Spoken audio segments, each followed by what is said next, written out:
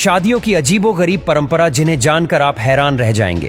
कहीं दुल्हन को पराये मर्द के साथ रात बितानी पड़ती है, तो कहीं एक रस्म के दौरान दुल्हन को नहाने नहीं दिया जाता। आज हम आपको उन अजीबोगरीब परंपरा के बारे में बताएंगे जो बेहद चौंका देने वाली है। दूल्हे को चप्पलों से मारना। यह रस्म कुछ हिस्सों में शादी के दौरान एक मजेदार लेकिन अजीब रस्म निभाई जाती है, जिसमें दूल्हे को उसके ससुराल के लोग चप्पलों से मारते हैं। यह रस्म हंसी मजाक के लिए की जाती है, लेकिन इसके पीछे यह मान्यता भी होती है कि शादी के बाद दूल्हे को दुल्हन के परिवार का सम्मान करना होगा। लोग इस रस्म के दौरान खूब हंसी मजाक करते हैं और इसे शादी के जश्न का हिस्सा मानते हैं। हालांकि कुछ लोग इसे अपमानजनक भी समझते हैं, लेकिन ज्यादातर जगहों पर इसे मजाक में ही लिया जाता है। सोने और चांदी से नहलाना।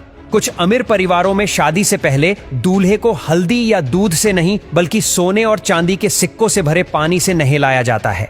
इसे गोल्डन स्नान कहा जाता है। ऐसा माना जाता है कि इससे दूल्हे का भविष्य खुशहाल होगा और वह बहुत भाग्यशाली रहेगा। ये रस्म खासकर अमीर घरों में देखी जाती है, जहां लोग अपनी शान शौकत दिखाने के लिए ऐसा करते हैं। आम लोगों के लिए यह अजीब लग सकता है, लेकिन कुछ परिवार इसे शादी का एक जरूरी हिस्सा मानते हैं।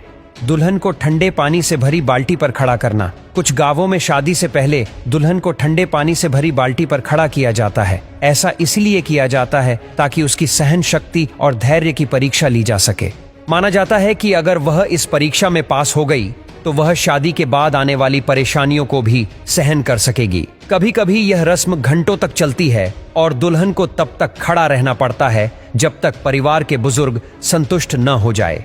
यह रस्म आज भी कुछ इलाकों में निभाई जाती है, हालांकि कई लोग इसे बहुत सख्त और बेकार की परंपरा मानते हैं। नंबर 5, शादी के बाद 4 दिन तक दुल्हन को न नहलाना। कुछ पारंपरिक परिवारों में यह अजीब रस्म निभाई जाती है, जिसमें दुल्हन को शादी के बाद 4 दिन तक न नहलाने दिया जाता है। माना जाता है कि अगर दुल्हन तुरंत नहा लेगी तो उसका सौभाग्य धुल जाएगा और शादी में कोई बाधा आ सकती है।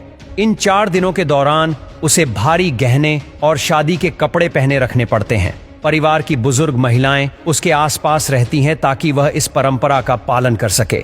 हालांकि आज के समय में यह रस्म बहुत कम देखने को मिलती है, लेकिन अब भी कुछ परंपरागत परिवार इसे निभाते हैं।